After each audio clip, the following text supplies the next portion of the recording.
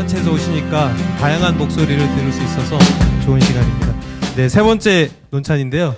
근데 논찬문을 굉장히 길게 주셨으나 10분 안에 잘 마무리해 주실 거라 믿는데요. 예, 저희 김인혁 선생님 박수로 모시겠습니다.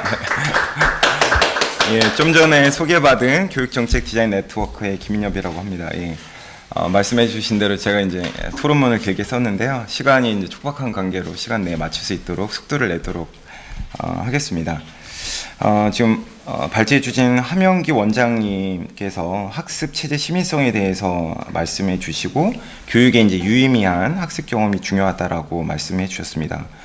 공감하고요. 또 김성천 교수님께서는 우리 새로운 교육의 청사진, 또 교육 본질 회복, 그다음에 학교의 생태적 역할과 기능의 중요성에 대해서 말씀해 주셨습니다. 저도 뭐 전반적으로 이 주신 내용들에 공감을 하고요. 이제 관련된 연구를 하는 사람으로서 여기에 몇 가지를 좀 더해서 오늘 주제에 맞게 코로나19의 등장과 코로나19가 우리 교육에 남긴 거에 대해서 말씀을 드리고 싶은데요. 특히 이제 가치, 격차, 역량, 체제, 결합 환경이라고 하는 이제 키워드를 좀 말씀을 드리고 싶습니다. 먼저 이제 제가 그 코로나19의 등장과 사회 변화에서 우리가 이제 코로나19를 봤을 때 이제 정확하게 교육에 대한 것을 진단하기 위해서는 그 사회 전반적인 내용들을 좀 고찰해 볼 필요가 있다라고 생각이 듭니다. 그 이유는 이제 교육의 문제라고 하는 것이 그 교육 자체로 혼자 존재할 수 없고요. 이제 사회적인 그런 재반 문제랑 연결이 되기 때문에 그렇습니다. 그래서 제가 제시한 것은 먼저 이제 경제 사회 지속 가능성에 저하 문제가 발생할 것이다. 뭐 아시는 것처럼 우리나라의 이제 그 경제 수준은 세계 11위지만 행복 수준은 굉장히 낮죠. 55위 정도 되고. 근데 이제 이 코로나19는 노인 이런 빈곤자들을 더 많이 양산하게 될 것이다라고 예측해 볼 수가 있습니다. 뭐 저출산 인구 구조 변화에서도 저희가 이제 인구가 더 급경할 수 있는 여지가 있다라고 봐지고요. 또 이제 지방 소멸의 위기도 더 가중될 것이라고 봐집니다. 다만 이제 코로나19가 지금처럼 이제 대도시 집중하는 그 거주 형태를 이제 중소도시로 또 이렇게 소규모 거주로 할 수 있는 그런 가능성도 또 열어준 것 같아요. 또 기술 혁신과 4차 산업혁명이 있습니다. 이것은 이러한 기술들을 온라인 개학과 동시에 어떻게 우리 교육에 활용할 것인가라고 하는 그런 과제를 준 것 같습니다. 그 다음에 노동시장의 격차 및 노동교육의 미흡인데요. 뭐 아시는 것처럼 미국이 뭐 3천만 명 실직을 했다고 하고 뭐 10만 명이 지금 사망한 것으로 제가 그렇게 기사를 봤는데요. 이 노동의 문제, 실업의 문제는 결과적으로 인간의 어떤 삶의 문제랑 직결되기 때문에 생존 문제랑 직결되기 때문에 이것도 우리가 교육에 어떻게 같이 고민을 할까라고 하는 그런 생각도 해봤습니다. 또 보건복지 문화가 있죠. 보건복지에 대한 문제, 우리가 안전, 그 다음에 이 소득 격차에 따른 건강 수명 격차가 보고서에 의하면은 뭐 6년 정도 차이가 난다라고 이렇게 보고가 되고 있습니다. 또 이제 오늘 논의하고자 하는 교육의 여건 변화라고 하는 것도 있습니다. 뭐 지금 말씀하신 옆에 이 선생님께서 말씀하신 어떤 기초적인 그 디지털 역량, 또 뭐 우리 아이들의 기초학력 부재 문제, 또 더 나아가서는 생애적으로 그 평생학습 참여율 부족 문제 등 이제 제반적인 것들을 우리가 고려하면서 코로나 이후의 미래 교육에 관해서 조금 생각을 같이 해봐야 될 것 같다라는 말씀을 드립니다. 제가 생각한 우리 교육의 코로나19가 우리 교육에 던진 과제는 크게 세 가지인데요. 첫 번째는 가치 및 역량 부족의 문제라고 생각이 듭니다. 우리 함 원장님께서 말씀하신 것처럼 지금 온라인 교육 시스템이 뭐 준비 없이 진행이 되다 보니까 단순히 학생 존재 증명에만 모든 역량이 투입이 됐다라고 봐집니다. 근데 학생이 온라인에 와서 했다라고 하는, 온라인에 들어왔다는 것만으로도 것으로는 어떤 교육적인 효과가 있다라고 우리가 이제 예단할 수가 없는 것이죠. 단순히 들어왔다라고 하는 그거, 그 이상의 그 이하의 의미도 부여할 수 없다라고 하는 것이 있고요. 또 하나는 이제 대다수의 그 온라인 교육 콘텐츠를 보니까 이제 EBS나 이렇게 조금 연계하는 형태가 된 것 같아요.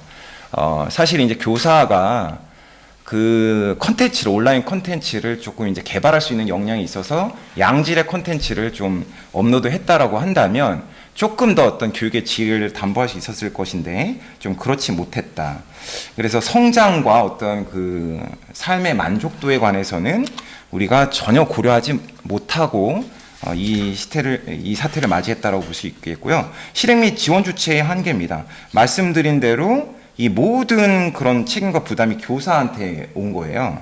또 앞서 얘기한 것처럼 돌봄 문제까지 이제 교사한테 오게 되는 그런 심각한 문제가 있었죠. 그 다음에 법령 및 교육과정 정비의 문제도 있었다라고 봐집니다. 뭐 예컨대 학교 밖의 학습 경험에 관한 그런 인정 시스템을 우리가 이제 이전까지는 전혀 생각해 보지 않았었던 거죠. 마치 이제 모든 교육은 학교 안에서 이루어진다라고 하는 어떤 기존의 틀을 벗어나지 못했었다는 그런 문제가 있습니다. 그래서 이거에 관한 개선 과제를 제가 한 뭐 7가지 정도 제시를 했습니다. 좀 짧게 말씀드리면 이제 앞서 말씀드린 대로 교육 가치 제정이 필요한데 단순히 온라인 교육에 참여했다라고 하는 것만으로서는 우리가 교육에 어떤 것도 담보할 수 없다. 질도. 따라서 아이들의 어떤 성장과 삶의 질 향상을 해서 어떻게 이 교육을 온라인 교육도 우리가 이제 온라인 교육을 병행해 가야 되잖아요. 이제는. 그래서 가치 제정이 필요하고요. 또 이 선생님 말씀하신 것처럼 교육 격차 문제는 정말 큰 문제라고 봐집니다. 이제 코로나19는 이제 미디어 격차하고 정보 격차라고 하는 큰 아젠다를 던져줬다라고 생각이 듭니다. 또 이 부분에 대해서 국가의 책무성도 지금 강화될 필요가 있고요. 그 세 번째는 교육 역량 제고입니다. 먼저 교사 측면에서는 온라인 콘텐츠를 어떻게 양질의 콘텐츠를 만들 것인가. 그래서 양성 단계에서부터 연수 단계까지 정말 전문적인 연수가 집중적으로 필요하다라고 생각이 들고 전 교사가 그 유튜버, 1인 유튜버의 어떤 그 역량까지 갖출 정도로 우리 연수나 이런 역량 문제를 해결해야 된다라고 봐집니다. 그 다음에 학생 학부모도 마찬가지로 이 온라인 교육의 중요성을 인지를 해야 될 것 같아요. 오프라인 교육만 중요하다라고 하고 지금 온라인 교육에 대한 굉장히 만족도가 낮게 나오고 있지 않습니까? 이런 것들에 대한 지도라든가 이런 것들이 필요하다라고 봐집니다. 네 번째는 교육체제 개편인데요. 지금 보면은 결과적으로 이제 그 온라인 교육의 성공의 가늠자 역할은 이제 온라인 교육의 컨텐츠인데 이것이 이제 오프라인 교육에 버금갈 정도의 컨텐츠 담보가 필요하다라고 봐집니다. 그렇기 위해서는 단순하게 어떤 그 뭐 영상을 촬영해서 올리는 수준이 아니라 AR, VR 같은 어떤 그 고차원적인 컨텐츠를 개발을 해야 되고 이것은 교사 수준에서 할 수가 없잖아요. 그러면 이제 교육청이라든가 교육부라든가 전문 기관들이 이제 관여를 해야 되고 그 다음에 평가까지 이어질 수 있게끔 그 플랫폼을 구축하는 그런 노력들이 필요합니다. 또 한 가지 더한 것은 모든 책임을 지금 교사한테 주고 있고 업무도 지금 교사가 하고 있단 말이죠. 근데 이제 제가 궁금한 것은 이제 저도 이제 그 대학교 건대에서 강의를 하고 있는데 그 대학교 같은 경우는 이제 교수가 뭐 교수 설계를 하거나 어떤 뭐 강의를 하는 것은 이제 교수의 역할이지만 그 외에 어떤 행정적인 업무들은 다 이제 행정팀이 지원을 하고 있습니다. 근데 초중고는 과연 그 행정팀에서 정말 이렇게 적극적인 지원을 하고 있는지 반문하고 싶고 코로나19가 계속 이렇게 지속됐을 때도 정말 이 현 상태로 머무를 건지 정말 근본적인 질문을 하고 싶습니다. 그리고 교육 결합인데요. 이제는 학교 교육만으로 온라인이든 오프라인이든 그것만으로 이제 충분하다라는 생각을 버리고 학교 밖의 다양한 어떤 교육 콘텐츠를 정규 교육과정 안에 어떻게 끌어들일까를 우리가 결합을 해야 된다라고 생각이 듭니다. 또 마지막은 이제 환경 문제입니다. 우리 앞서 선생님께서도 지적을 해주셨지만 원장님께서 지적을 해주셨는데요. 제가 이제 2007년도에 10년도 지났는데 아일랜드를 한번 간 적이 있어요. 거기서 이제 수업을 참가했는데 2007년도에 클래스당 10명, 12명 아이들을 데리고 티칭을 하더라고요. 그러니까 모든 게 아이들의 어떤 아이 콘텐츠가 가능했어요. 근데 이제 아직도 30명의 그런 많은 그 클래스다 하다 보니까 지금 뭐 단편성을 오전 A반, B반, C반 나누고 이런 아주 혼란스러운 상태가 된다라고 합니다. 그래서 이 기회에 어떤 교육 환경을 정말 업그레이드 할 수 있는 좀 기회로 삼았으면 좋겠다라는 말씀을 좀 드립니다. 이제 코로나와 우리 교육은 이제 뗄래야 뗄 수 없는 이제 숙명의 관계라고 생각이 들고요. 우리 이제 교육 코로나 19의 어떤 교육의 패러다임 변화는 이제 학생 개개인 그동안 우리가 못했던 1대1 맞춤형 교육이라든가 어떤 교육 환경 개선이라든가 또 학생 개개인의 성장과 삶의 질 향상이라고 하는 보다 근본적인 어떤 방향 설정, 뭐 철학, 뭐 비전을 갖추고 우리가 또 이런 교육의 발전 방안을 좀 논의했으면 좋겠다라는 말씀을 드리면서 마치도록 하겠습니다. 감사합니다. 네, 감사합니다. 네, 너무 잘 정리해 주셔서 쏙쏙 들어왔습니다. 네, 채팅창에 학생 수 20명 갑시다 이런 말씀도 주셨고요. 교무 행정 업무 제로 가능합니다 이렇게 말씀해 주시기도 했습니다. 그 언급해 주신 환경 개선, 이 체제 개선 쪽 관련돼서 좀 의견을 주셨습니다. 마지막 논찬입니다. 김영식 대표님이신데요. 네, 어떻게 9분 드리면 되겠죠, 대표님? 네, 저희 김영식 공동 대표님 박수로 맞이하겠습니다.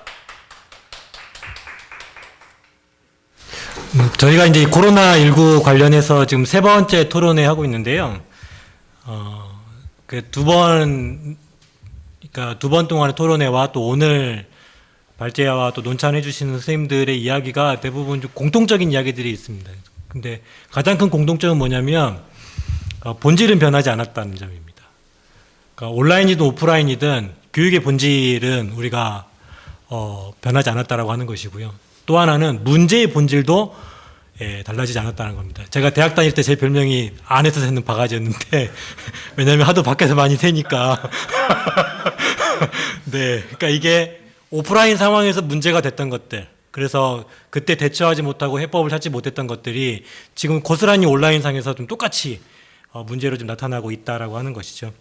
그 첫 번째가 이제 저는 이 입시 체제의 모순과 경직성 있다라는 생각이 드는데, 교육부가 과감한 선택을 하지 못했던 이유, 저는 뭐 다른 거에 있지 않고 이 입시 체제 때문에 그렇다라는 것이고, 한 세대의 입시를 거른다라고 하는 건 우리 사회에서 좀 상상하기 어려운 일인 거죠. 저는 지금 상황이 등교 상황인가?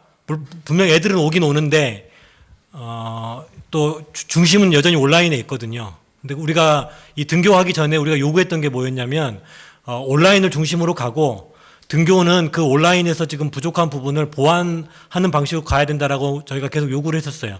왜냐하면 코로나 상황이 빨리 끝나지 않을 거기 때문에 빨리 양당 간에 결단을 내려서 중심을 잡고 가야 된다라고 말씀을 드렸어요. 근데 굳이 등교라고 하는 표현, 그리고 등교라는 상황을 저는 교육부가 보여주고 싶어 했다라고 생각돼요. 저는 그리고 그 이유는 뭐냐면 입시가 가능해야 되는데, 입시가 가능하려면 정상적으로 교육과정이 운영되고 있다라고 하는 것들이 보여져야 되거든요.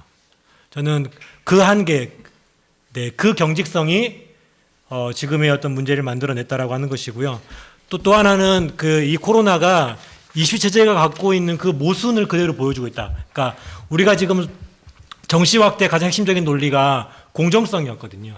그런데 지금 코로나19 상황이 벌어지면서 학생들마다 지금 동등한 학습 환경 속에서 공부하고 있지 못해요. 그렇기 때문에 지금 이대로 이제 수능 시험을 치른다 그러면 지금 반수생 엄청 폭증하고 있거든요. 재수생 폭증하고 있고요. 그러면 지금 재학생들이 느끼는 그 어떤 격차, 박탈감 굉장히 클 거거든요. 저는 분명히 이 공정성 시비 나온다고 생각해요. 근데 가만히 생각해 보면 오프라인 상황에서도 사실 동등한 학습 환경 아니었어요. 분명히 그랬어요. 근데 우리는 그냥 똑같은 환경에서 애들 공부시켰고 그랬으니 이제 시험 결과는 개인의 노력의 결과이지 이건 환경의 결과 아니야, 이거 공정한 거야라고 계속 뭉개왔다라고 생각돼요. 근데 코로나19 겪어보니까 아니었다라고 하는 게 더욱 느껴져요. 저는 그래서 이 코로나19 상황에서 이 입시 체제의 어떤 그런 그 모순들을 우리가 좀 주목해야 된다라는 좀 생각이 들고요. 두 번째, 학습 격차 문제는 앞에서 충분히 말씀하셨기 때문에 좀 이렇게 넘어가도록 하겠습니다. 어쨌든 그 개별적인 학습 지원이라고 하는 것이 우리 학교가 앞으로도 계속해서 이거를 놓치는 순간 저는 이제 앞으로 학교의 어떤 존재의 이유가 굉장히 공격받을 것이다라는 생각이 좀 듭니다. 세 번째, 중앙 집권적 관료 체제, 이것도 앞에서 충분히 말씀해 주셨습니다. 저는 이제 한 가지 좀 제가 뭐 교육부를 변호하고 싶은 마음은 없는데, 방역과 관련해서는 저는 중앙 집권적으로 일사불란하게 갔어야 한다고 봅니다. 그리고 일정 부분 저는 그 혼란도 저는 불가피했다고 봅니다. 왜냐하면 교육부 사람들도 지금 상황에서 뭘 해야 될지 모르거든요. 교육부도 우왕좌왕, 시도교육청도 우왕좌왕, 교사들도 우왕좌왕이었어요. 이게 맞는지 틀리는지를 갖다가 판단하기가 되게 어려웠어요. 예. 그리고 그 어느 때보다 사실은 교사들과의 소통을 지금 많이 하고 있었습니다. 다만 그 현장 교사들에게 좀 전달이 좀 굉장히 좀 더뎠다라고 하는 그 문제가 좀 있었지 소통은 굉장히 많이 했습니다. 예. 근데 저는 이 문제가 뭐였냐면 결국은 교육부가 그런 그 방역이라고 하는 거에 중심을 놓고 가기 어려웠던 그 이 교육부를 옥죄고 있던 그런 그 입시 체제라고 하는 것.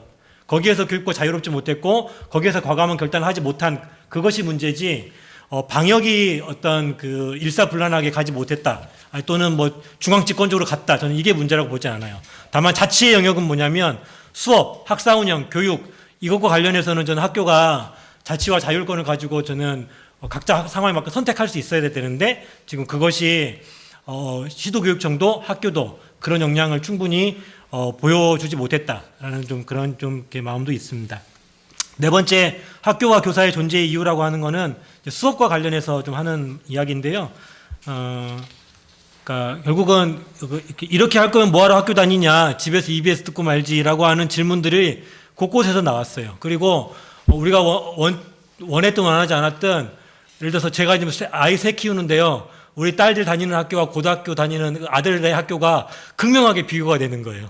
근데 이거를 교사인 저도 지금 비교가 되는데 아마 수많은 학부모들이 비교를 했을 거란 말이죠. 저는 그곳에서 그렇다면 우리 교사는 어떤 존재 이유가 있는가라고 하는 어떤 이제 그 질문에 대해서 우리가 좀 이제 어떻게 보면 답해야 되는 이제 그런 상황이 좀 놓이지 않았는가 좀 싶고요. 이제 그와 관련해서 좀 크게 네 가지 좀 대응 체계를 좀 제안하고 싶은데 첫 번째, 이제 언택트 시대는 어떤 언젠가 끝날 상황이 아니라 이제는 교육에 있어서 고정 변수다라는 생각을 해야 될 것 같아요. 특히 이제 지금 상황 보면 백신 개발될 때까지가 한 1년 걸린다고 하는데 그렇다면 최소한 아무리 빨라도 내년 상반기까지는 이런 상황이 지속된다고 봐야 된다는 거죠. 그런 상황에서 우리는 이 온라인 상황, 언택트 상황을 중심으로 해서 이 교육과정 운영 방안을 좀 빨리 내놔야 된다고 생각하고 그 언택트 상황에서 온택트라고 하는 거 쉽게 얘기하면 어떤 그 연결의 어떤 그 실마리들을 갖다가 어떻게 만들어낼 건가. 예. 저는 거기에 어떤 우리 학교들이 좀 그 방안들을 좀 내놔야 된다는 생각이 듭니다. 그래서 온라인 상에서 제대로 된 연결의 교육을 만들고 어떤 소규모의 만남을 통해서 어떤 관계망을 좀 만들어내는 어떤 그런 노력들이 좀 학교에 좀 있어야 될 것 같고요. 온라인 수업에 제대로 된 연결의 교육이라 하면 최소한 교사와 학생, 학생과 학생 간의 어떤 감정과 사고의 교류망을 어떻게 살아있게 만들 건가. 예, 이것이 좀 중요하다라는 좀 생각이 좀 들고요. 일방적인 콘텐츠 전달 중심의 인터넷 강의, 이게 미래 교육이라고 할 수가 없는 거죠. 예, 저는 그 강의, 학생들의 어떤 학습을 계획할 때에 직접 학습, 자기주도 학습, 공유학습, 성찰학습 이 네 가지가 온라인 상황에서 만들어질 수 있도록 교사들이 어떤 학습을 설계하고 기획해야 되는 그런 고민들이 필요하다라고 하는 겁니다. 학생이 직접 어떻게 해보게 할 수 있을까? 또 어떻게 자기가 해본 걸 가지고 다른 친구들과 공유하게 할 수 있을까? 또 어떻게 그런 걸 또 자기의 어떤 말로 글로 표현하게 할 수 있을까? 어떤 이런 고민들이 이제 학교에 좀 나와야 되지 않나라고 생각 들고요. 아까 앞에서 말씀하셨지만 학교 규모와 학생 수의 미니멀라이징 전략, 이건 이제 필수다라는 겁니다. 내년까지 쭉 될 거고, 그 다음 백신 치료제 나오더라도 또 새로운 바이러스 나오면 또 멈춰야 되는 상황이 될 겁니다. 그렇다면 사회적으로 안전한 거리두기에 필요한 어떤 학교 규모가 뭐냐? 합의 필요한 거죠. 아무리 많아도 20명 넘으면 거리두기 어렵다는 우리 이제 깨닫게 됐습니다. 그리고 학교 규모도 이제는 뭐 500명, 1000명 단위의 학교는 이제는 안 맞는다라는 걸 이제는 이제 확실하게 알 수 있는 거예요. 예, 학년당은 최소한 내학급. 제가 이제 중학교에 있었으니까 중학교 기준으로 말씀드리면 300명 이내 정도의 어떤 그 학교 규모 정도로 줄여야 되고 그 이상 넘는 거는 다 쪼개서 이제는 다시 재배치 시켜야 된다. 그 전략이 빨리 나와야 된다라는 생각 듭니다.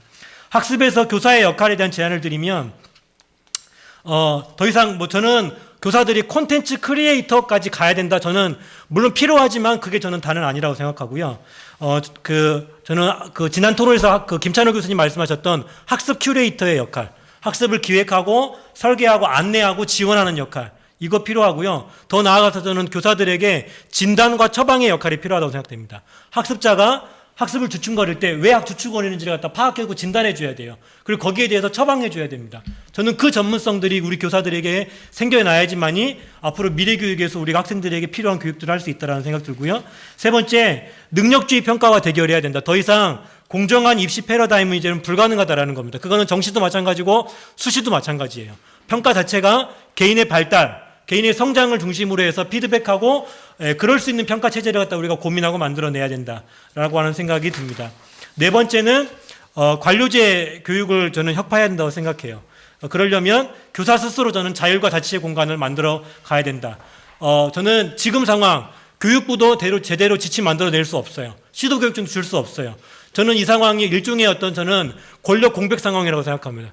이 속에서 저는 오히려 교사들이 어떻게 보면 마구마구 저는 치고 나갔으면 좋겠어요. 그리고 뭐라고 하면 지침 어겼다고 그러면 네가 와서 해라라고 말할 수 있는 지금 이 상황에서 그게 되냐라고 말할 수 있는 저는 그렇게 돼야 한다고 생각해요. 그리고 거기에 대해서 엄중문책 저는 말이 안 된다. 할 수 없다. 그 누구도 할 수 없는 상황이라고 생각합니다. 빨리 정리하면 제가 며칠 전에 읽은 글 중에 되게 그 통찰을 주는 글이 하나 있었어요. 그 김은환 작가라는 분이 이런 글을 썼습니다. 그 갑각류나 파충류 등 일부 동물은 탈피의 과정을 거친다. 몸은 자라는데 피부는 함께 자라지 않기 때문이다. 이들의 삶을 계략적으로 보면 몸과 피부가 비례하면서 함께 성장한 것처럼 보인다. 그러나 실제 삶은 그렇게 간단하지 않다. 탈피는 목숨을 건 위태로운 모험이다. 파충류도 그렇지만 곤충은 특히 몸에 세밀한 굴곡이 많아 껍질을 온전히 벗는 것이 큰일이다. 껍질이 몸과 엉켜서 몸이 찌그러지거나 심지어 죽는 경우도 있다. 넘어가서요. 그런데 인간 사회도 비슷한 과정을 거친다. 사회 경제적 발전이 신체의 성장이라면 그것을 둘러싸고 있는 제도, 문화, 가치는 표피에 해당한다. 사회적 표피는 논리적 정확성을 지니고 있기 때문에 점진적인 사회 경제 발전에 바로 대응하지 못하고 상당 기간 버틴다. 그러다가 고통스러운 탈피의 순간을 맞게 된다. 저는 이 글을 보면서 우리 교육 제도가 바뀌지 않는 이유는 우리 교육 내부적인 어떤 이 제도를 깨트릴 만큼의 어떤 그 내부적인 어떤 에너지들이 충분히 쌓이지 않았던 것들. 그리고 기존의 어떤 그 시스템 속에서 이미 자기들의 어떤 그 이익들을 만들어내고 거기에 생존하고 있는 사람 여전히 있는 거죠. 예, 저는 그 속에서 교사들이 뭐 제도를 깨트리는 노력도 해야 되지만 그 제도 안에서 더 이상 탈피하지 않고는 못 버틸 수 있는 그런 어떤 내적인 어떤 변화들을 갖다가 우리가 계속해서 만들어 가면서 좀 이 싸움을 해 가야 되지 않을까라는 생각이 들고 그 속에서 저는 우리 교원단체들 또 우리 교사 공동체의 어떤 그런 그 노력들 실천들이 의미가 있을 것 같다라는 생각이 듭니다. 왜냐하면 이게 어렵고 또 힘든 일이지만 이 낡은 껍질 안에서 여전히 고통당하는 학생들, 고통당하는 교사들이 있다라고 하는 것이 우리의 현실이거든요. 그렇기 때문에 저는 이 껍질을 깨트리는 노력들이 여전히 우리의 숙명과도 같이 우리에게 주어진 과제다라고 하는 생각이 듭니다. 네, 마치겠습니다. 네, 감사합니다. 이한울 선생님. 9시 두 분 약속 있다 하셨죠? 예, 그러면 저희 그 이제 질문과 마무리 발언해야 되는데요. 사전에 이한울 선생님께서 미리 말씀해 주셨어요. 이미 지금 조금 시간이 넘쳤는데요. 이한울 선생님 간단한 마무리 발언을 좀 이한울 선생님 먼저 듣고 네. 그 다음에 조금 더 질의응답 마무리 발언 좀 이어가도록 하겠습니다. 이한울 선생님 간단한.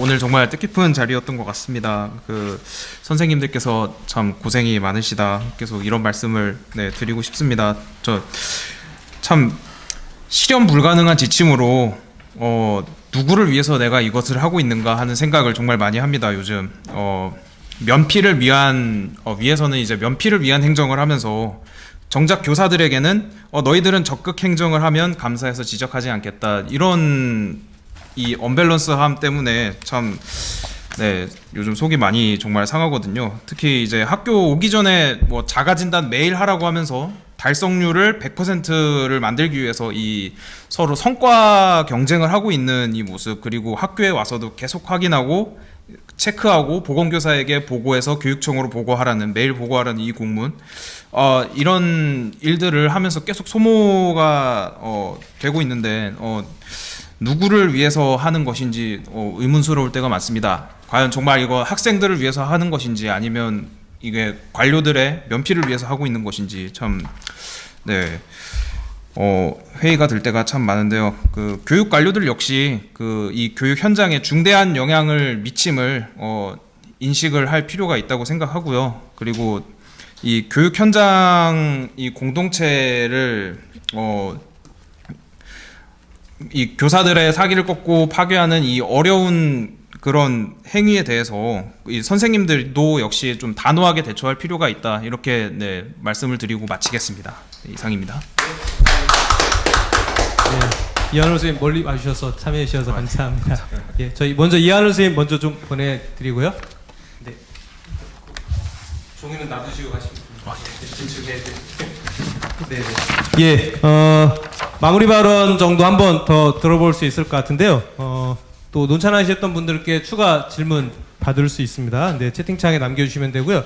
그 발제하셨던 두 분께는 미리 좀 드렸던 질문이 있습니다. 또 이충일 논찬자께서도 발제자에게 해주셨던 사전 질문이 좀 있습니다. 두 분께 그 사전에 드렸던 질문을 포함해서 두 분께서는 좀 마무리 발언해 주셨으면 좋겠는데요.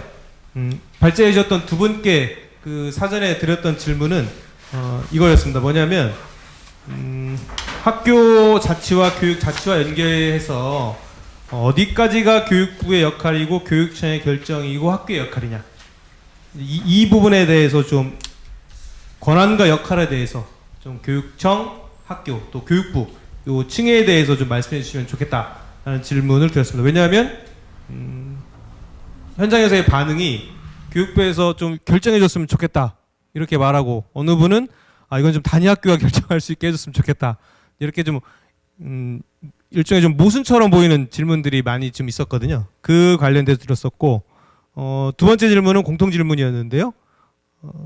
이 입시와 평가의 부분에 대해서 이 상황에서 어떠한 요구들을 해야 되냐, 무엇이 바뀌어야 되냐라는 질문을 드렸습니다. 또 일각에서는 평가 관련된 부분은 지금 이 혼란한 상황에서는 변화를 주지 않는 게 오히려 현장에 도움을 주는 것이다. 그렇게 특히 고3 같은 경우 몇 달 남겨놓고 입시 바꿀 수는 있냐, 대입 3년 예고제 이런 거 있는데, 그래서 오히려 바꾸는 것이 안정감을 깨트린다 이런 말씀도 하셨고, 1학기 다 가는 과정에서 지금 상황에서 어떻게 평가를 건들지 않을 수 있냐 이렇게 말씀하시는 분도 계셨거든요. 그래서 이 입시와 평가에 관련된 질문, 요거 좀 두 분 답해 주시면 좋겠고요. 또 이충일 선생님께서 김성천 교수님께 드렸던 질문은 3과 연계된 교육이라는 진단, 이게 지금 처음 진단은 아닌 거죠. 그 실사교육과정부터 나왔던 진단인데, 이런 좋은 이론이 있긴 한데 실천으로 잘 전환되고 있지 못하다. 이 문제 개선하기 위해서 좀 시스템적인 면에서 어떤 개선이 필요하냐, 요 질문이 좀 있었고요. 또 함영기 원장님께 드렸던 질문은 이 시민교육이 개인보다 공익을 우선하는 쪽으로 기울지 않을까 하는 점이 좀 염려가 된다. 그래서 개인의 존엄이라는 민주주의의 소중한 가치가 공공의 이익에 훼손되지 않는 것도 중요해 보입니다. 요거에 대해서 좀 추가적인 말씀을 듣고 싶다 이렇게 말씀해 주셨습니다. 예, 여러 그 댓글들이 올라왔는데 참 어이없는 댓글이 있습니다. 네, 김영식 대표님 잘생겨 보이려 합니다. 고맙습니다. 예, 그리고 그 이종걸 선생님께서 안양 근무하시는 선생님께서 질문해 주셨는데요. 본질과 문제가 크게 다르지 않다, 오히려 부각되고 있다라고 본다면, 그러면 반대로 지금 말씀하셨던 문제가 다 해소가 되면 향후에 또 코로나 같은 상황이 발생하면 문제없이 다 해결될 수 있는 거냐, 그런 역으로 이렇게 다시 질문 주시기도 했습니다. 예, 어떻게 마무리 발언은 두 분 발제분 해주님께서 좀 답변할 부분들이 좀 많아서 거꾸로 마무리 발언 겸 뭐 질문에 대한 답 겸 이렇게 간단히 좀 하고 마무리하도록 하겠습니다. 네. 네, 저는 그 앞에 발제 좀 드리지 못했던 부분들이, 그러니까 우리가 이제 그 학교 자치와 학교 자율이라고 하는 것들을 이제 우리가 계속 요구하고 있고 한데, 그러니까 이것이 그 궁극적으로 지향하는 바가 어디냐라고 하는 것이죠. 결국은 우리가 학교 교육을 통해서 학생의 어떤 성장, 그리고 학생의 어떤 지원이라고 하는 것, 여기에 초점을 맞추고 이것을 위해서 우리가 자치와 자율들을 계속해서 행사하고, 때로는 요구하고, 때로는 싸우고, 저는 해야 된다라고 하는 좀 생각들이 들어요. 근데 이게 이제 우리의 어떤 그 일종의 그 카운터 파트너가 누구냐라고 했을 때 이제 늘 이렇게 논쟁하는 건 교육부다 보니까 교육부가 우리의 어떤 그 일종의 이제 그 대결 파트너가처럼 보이지만 실상은 저는 우리 사회 그리고 학생, 학부모 이들이 우리의 일종의 카운터 파트너라고 하는 생각이 좀 듭니다. 저는 그 속에서 우리가 먼저 그런 학생의 성장과 지원을 위해서 필요한 것이 이런 거다라고 하는 그런 담론들을 우리 저는 교직사회가 또 교육계가 먼저 만들어 가야 된다. 자칫 잘못해가지고 그거 우리 교사들이 이건 어렵다.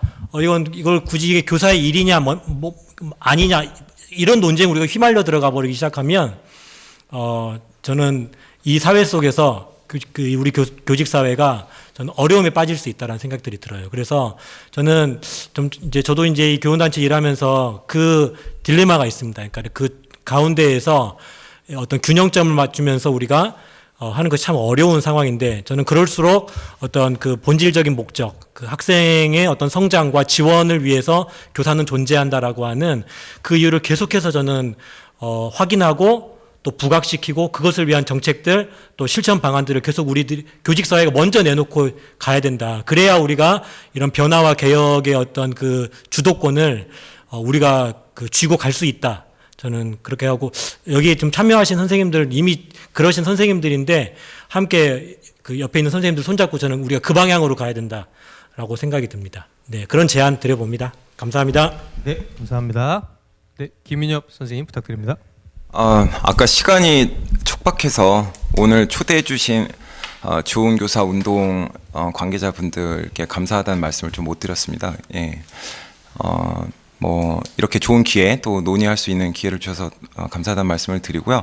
저는 이제 보통 이런 세미나나 토론의 끝에 이제 한자성어를 좀 얘기를 드리는데요. 이제 오늘 드리고 싶은 말씀은 분즉도 하필입이라는 말씀을 좀 드리고 싶어요. 이제 우리가 흩어지면은 쓰러지게 되는 것이고 의사를 합치게 되면은 일어설 수 있다라는 생각이 듭니다. 코로나19가 이제 우리한테 굉장히 위기 같지만 또 그동안에 그 우리가 뭐 교사로서 큰 부담을 가졌었던 행정 업무라든가 어떤 지원 체계에 문제 있었잖아요.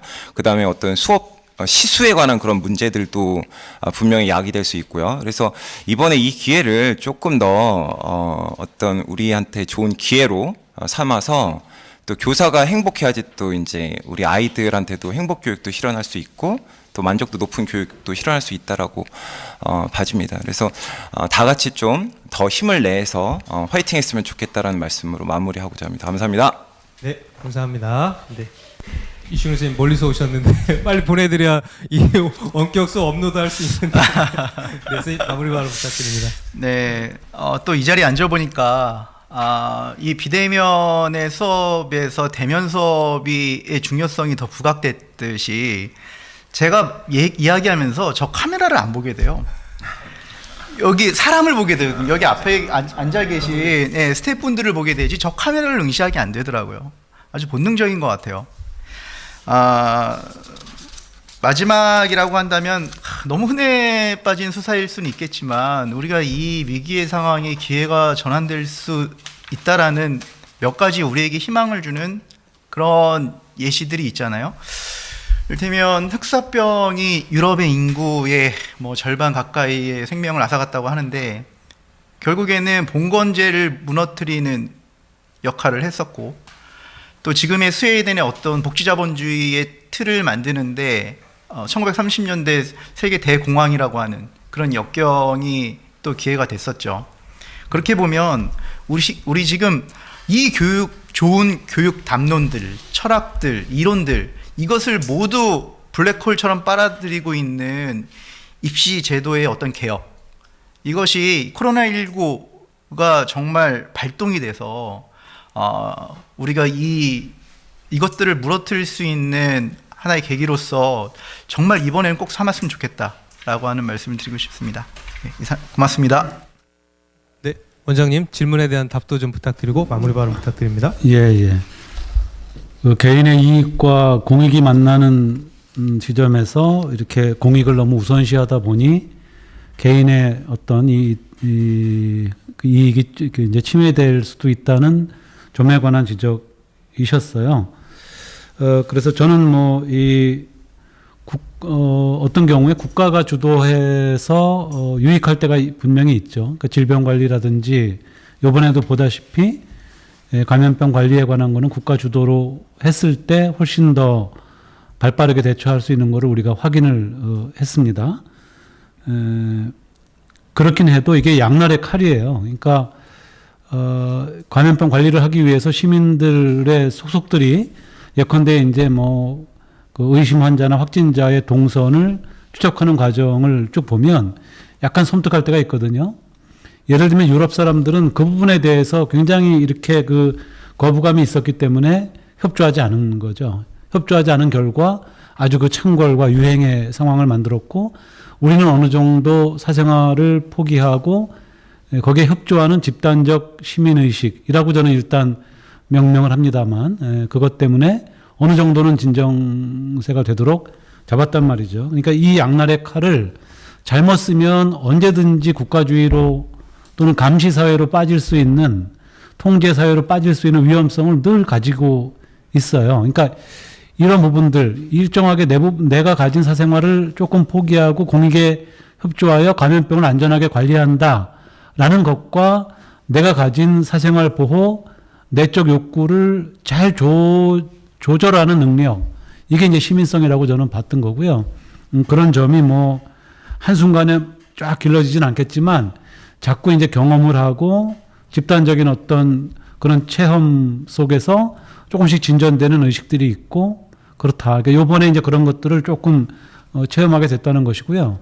저는 요거는 굉장히 논쟁점으로 앞으로 남을 것 같다는 말씀을 아까 발제할 때 확인을 드렸어요. 그러니까 개인의 사생활을 지키는 가치도 굉장히 이거는 민주사회에서 중요하죠. 그리고 전체적으로 감염병을 통제해야 되는 상황도 중요하기 때문에 이번엔 저는 이거를 계약 상황으로 보는 겁니다. 그러니까 국가와 개인이 안전의 우선 가치를 두고 나의 동선을 제공할 수 있다는 일종의 계약이었던 거죠.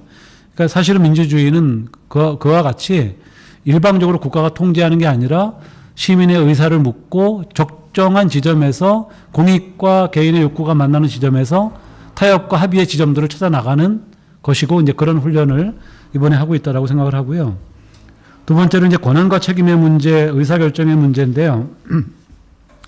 저는 앞서 말씀드렸던 대로 감염병 관리는 확실하게 중앙 통제 방식으로 하는 게 좋겠다. 그런 효과는 충분히 봤던 것 같아요. 다만 이제 교육 활동과 관련한 부분은 학교에 가능한 한 자율성을 더 많이 주는 것이 훨씬 유익하다라는 점도 또한 확인을 했기 때문에 그 두 가지를 혼동하지 않았으면 좋겠어요. 어떤 때 보면 중앙에서 확실하게 통제해야 될 때 요번 등교 계약부터는 시도에서 자율로 하거나 단위학교별로 자유롭게 선택하세요라고 하는 것은 오히려 이제 자율성의 확보라기보다는 단위학교에 혼란을 줄 가능성이 더 클 수 있어요. 또 반대로 학생 개개인의 출석 통제 방식을 이렇게 지정해 주거나 또는 기타 이제 여러 가지 그 시간표 관리 방식이나 이런 게 나왔잖아요. 그런 부분들에 대해서는 능히 단위학교 구성원들의 합의에 의하여 충분히 만들어갈 수도 있고 견딜 능력이 돼요. 그런 경우에는 과감하게 단위학교에서 구성원들의 의사 결정으로 하십시오. 이렇게 해도 되죠. 근데 그게 종종 이제 바뀌어서 나타났던 지점들이 현장을 다소간 혼란스럽게 했다는 생각이 들고요. 입시 평가는 김성천 교수님 또 말씀해 주시겠습니다만 저는 철저하게 공교육 정상화의 측면 그쪽의 시선에서 바라보지 않는 한 답은 없다 이렇게 보는 거예요. 이거를 이해 충돌의 조정 과정으로 보거나 또는 경합의 어떤 공정성 문제로 접근하는 한은 이거는 답은 요원하다. 공교육 정상화 측면, 특히 고등학교 교육을 정상화할 수 있는가 이 방침이 그 측면에서 따지면 이제 선발 중심에서 발달 중심으로 가게 되는 세세한 부분은 또 얘기가 있겠습니다만 그 생각이 들고요.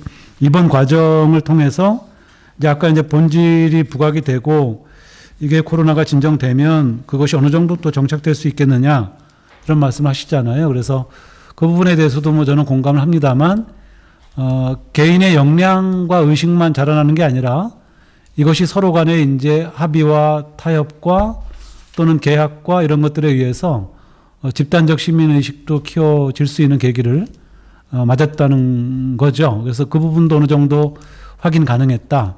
유럽이나 미국 상황을 보고 또 우리나라 뭐 좀 약간 불안하긴 합니다만 상황을 보면 우리가 가진 내적 역량 또 사회적 역량을 확인할 수 있는 계기도 되었다. 그렇게 생각을 합니다. 이상입니다. 예, 감사합니다. 교수님. 예.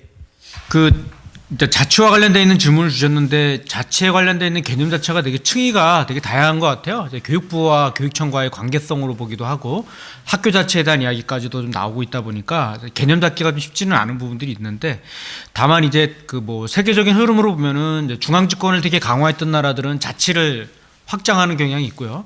자치를 또 너무 많이 강조했던 나라들은 또 여러 가지 부작용이 있으니까 또 중앙 집권적인 걸 또 강화하는 이런 이제 수렴하는 어떤 흐름이 있다 보니까 우리나라는 이제 상대적으로 이제 이렇게 좀 이제 집권화에서 자치로 넘어가는 이런 이제 과도기적인 상황으로 좀 보여지는데 근데 다만 이제 우리가 이제 뭐뭐로부터의 자치를 되게 많이 강조했잖아요. 이제 교육부로부터의 자치, 교육청으로부터의 자치를 얘기를 했는데 그 자치가 이제 무엇을 향한 자치냐에 대해서는 상대적으로 이야기를 안 했던 거죠. 그래서 앞으로 이제 이게 저는 이제 교육과정과 관련되어 있는 부분으로 이제 넘어가줘야 되는데 뭐 당장 주어져 있는 교육과정을 쓰는 게 더 편한 거지. 우리가 학교 안에서 자체적으로 교육과정 만들어 갖고 한번 개발해 보자, 신설해 보자라고 했을 때 저는 손들 선생님 그렇게 많을 것 같지는 않아요. 이제 이런 지점 안에서의 그 지향점이 뭔가 한번 따져봐야 되고 또 하나 우리에게 질문이 필요한 거죠. 그러니까 이제 사실은 지침대로 하는 게 더 편하거든요. 이게 이제 편한 타율인 거예요. 근데 이제 우리는 자치로 가면 피곤해집니다. 이 피곤한 자치 이걸 우리가 받아들일 어떤 용기가 있는 건가에 대한 질문에서부터 사실 이야기가 좀 출발돼야 된다라고 보는 거고, 그래서 저는 이제 이 자치가 망가지지 않으려 그러면 결국 공화주의적인 어떤 가치들, 그러니까 내 사사성, 내 이기주의를 좀 벗어버리고 공동체성을 좀 더 생각을 하는 그 소위 시민적 덕성을 갖추고 있는 사람들이 있어야 되는 거고, 그거에 대한 어떤 제도적인 신뢰, 사람에 대한 신뢰가 우리 안에 있어야 되는 건데 사실 우리가 그게 없는 거예요. 학부모들은 교사를 못 믿고 있고 우리 교사들은 또 학부모를 못 믿고 있고 우린 교육부도 못 믿잖아요. 이런 이제 서로 불신의 이런 구조 속에서 이제 가야 할 길들이 좀 멀리 있는데 어쨌든 시간을 통해서 어쨌든 만들어갈 부분이 있다라고 보고, 평가의 경우에는 저는 뭐 절대 평가 체제로 이제 가야 된다라고 보는데 우리나라는 어쨌든 공정성의 함정에 빠져 있는 거는 맞죠. 근데 또 하나가 뭐냐면 그러니까 이제 투자 없이 평가를 하려고 하는 부분이 있는 거죠. 그러니까 이제 좋은 인재를 확인하려 그러면 대학 같은 경우에서도 정말 다양한 며칠 동안 이 사람을 좀 봐야 되고 이러는데 투자를 하지 않은 상태에서 어떤 그 경제적인 것만 따지게 되니까 수능으로 가는 거죠. 그래서 이런 이제 지점 안에서의 투자에 대한 개념들, 정말 좋은 인재를 뽑으려 그러면 대학도 투자해라, 기업도 투자해라. 뭐 공무원 시험도 마찬가지죠. 한 시험으로 보는 이런 방식 갖고는 안 되잖아요. 임용고사도 그래서 바꿔야 되는 거고, 아마 이러한 관점을 우리가 좀 가지고 들어갈 부분들이 있다고 보여지고, 세 번째로 이제 삶과 연계된 교육과정은 길은 있다고 봅니다. 고교학점제 같은 경우가 어쨌든 그 미래로 열어가는 길들이니까 좀 더 유연하고 네트워크 되는 어떤 시스템으로 나아가고는 있거든요. 그래서 고교학점제가 열리지 않으면 뭐 그 미래 교육 과정의 길은 없다라고 보여져요. 여러 가지 논란이 있지만 이런 걸 이제 어떻게 우리가 관철시켜 나갈 거냐. 두 번째가 이제 프로젝트인 것 같아요. 이제 앞으로 그 배움 중심 교육 과정의 완성은 저는 프로젝트라고 보는 거고, 이것이 이제 삶과 연결되는 방식인 건데 이것들을 이제 구현해낼 수 있는 교육 과정, 수업 평가에 대한 길들을 열어가는 것. 또 하나가 이제 지역 교육 과정일 것 같아요. 이제 마을 교육 과정이니 지역이니 이런 거 어떻게 가져갈 거냐인 것 같고요. 마지막으로 요 말씀만 드리고 마무리하겠습니다. 그 이제 검사 동일체라는 말이 있는데 저는 이제 이 간극이 지금 있다고 보거든요. 바깥에서 이제 되게 공교육을 바라보는 시각이나 교사를 바라보는 시각이 되게 좀 따가워요. 소방관을 바라보는 시각하고는 되게 좀 달라져 있어요.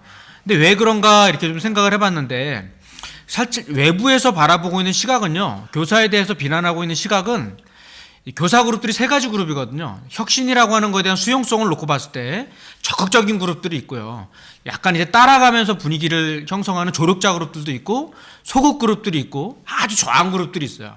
이 대체적으로 이제 비난을 받는 분들은 이제 이런 어떤 이제 여러 가지 혁신의 흐름에 대해서 저항을 하고 있거나 무사 안일로 안 하는 우리가 알고 있는 그런 몇 분들이 있는데 이런 분들 때문에 이제 전반적으로 욕을 먹고 있다고 저는 보는 건데 우리가 교사 동일책 형식으로 가면 안 된다. 이런 분들 정말 일부 문제가 있는 분들에 대해서는 우리가 원종주의를 더 이상 안 하면 안 되거든요. 예컨대 기간제 교사가 있음에도 불구하고 중간에 내가 복직을 하려 그래. 그러면 그 교사들 같은 경우 기간제 교사가 약자가 일자리를 이룰 수도 있는데 우리는 이 지점에 대해서 그렇게 복직하면 안 된다라고 하는 거에 대해서 문화적으로 우리가 방어해 줘야 된다라고 하는 거거든요. 저러면 안 되지 하고 넘어갈 게 아니라는 거예요. 이런 차원 안에서의 일부 문제가 있는 소위 썩은 사과론과 같은 분들에 대해서는 우리가 외쳐야 되고 문제제기해야 된다. 저는 그것이 전체 교사를 보호하는 어떤 길들이라고 보는 거고 결국 이제 미래 교육은 당장 주어져 있는 어떤 숙제와 과제를 해결하는 과정에서 오는 것들이 아닌가. 근데 이제 이런 걸 해결하지 않고 뭐 맨날 뭔 얘기 해봐야 저는 허상이다 이렇게 봅니다. 예, 함께 미래 교육 열어갔으면 좋겠습니다. 감사합니다. 예, 감사합니다. 오늘 3차 토론회 이제 마무리하도록 하겠습니다. 네, 늦은 시간까지 끝까지 참여해 주셔서 감사드리고요. 또 많은 질문과 표현 감사드립니다. 내일 또 출근하셔야 할 텐데 우리 내일 출근하실 선생님들 위해서 다 같이 박수, 응원의 박수 보내면서 오늘 토론회 마무리하겠습니다. 예, 감사합니다. 수고하셨습니다. 수고하셨습니다.